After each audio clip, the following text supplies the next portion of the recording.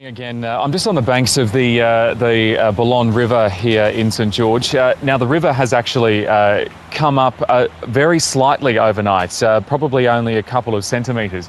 And the thing we've noticed from compared to yesterday is that it's flowing a lot faster than it was.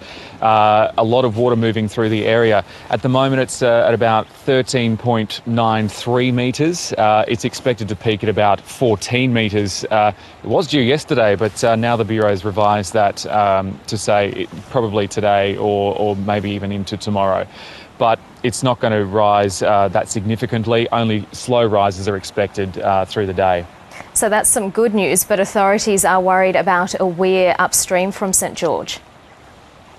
Yeah, that's right. The Mooloolaba weir, which is below the Beardmore Dam, is used for irrigation. And last night, engineers became worried about that. Just the sheer volume of water moving through that, through the weir, structurally damaged is what they're telling us. So they're assessing it now. They're back out at the dam this morning.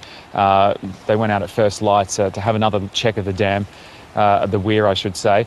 So they're trying to determine whether it is going to collapse or whether it's not going to collapse. So that's downstream from that are some homesteads for all the irrigation properties, and they've been evacuated. They were evacuated last night. Although we're just hearing this morning that one family actually spent the night. They moved to higher ground. They couldn't move into town or a surrounding area, so they went to the highest part near their homestead and spent the night on top of a ridge. Oh, that's just incredible. I understand there's also problems with sewage in the town now. Yeah, so at this stage it's not leaking out into the flood water, but there is a pump that's gone offline in one part of the town. So it's one of several pumps that are in town. It has gone offline and it won't be able to be fixed until the flood water starts to recede. And as I said just before, the river's still rising. It's expected to keep rising through today and into tomorrow. And it's not expected to start dropping significantly over the coming days. So the flood peak is expected to stick around for a couple of days, and it is moving south as well. So any word yet, Kerrin, on when residents might be able to return home?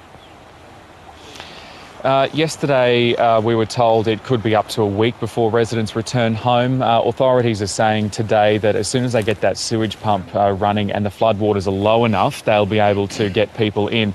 Now the problem is if that weir does bust further upstream, it's also over the Moonee Highway, which is one of the highways into town that was the last to be flooded. So if that does give way, more water over that road, it'll keep the town cut off for a little bit longer.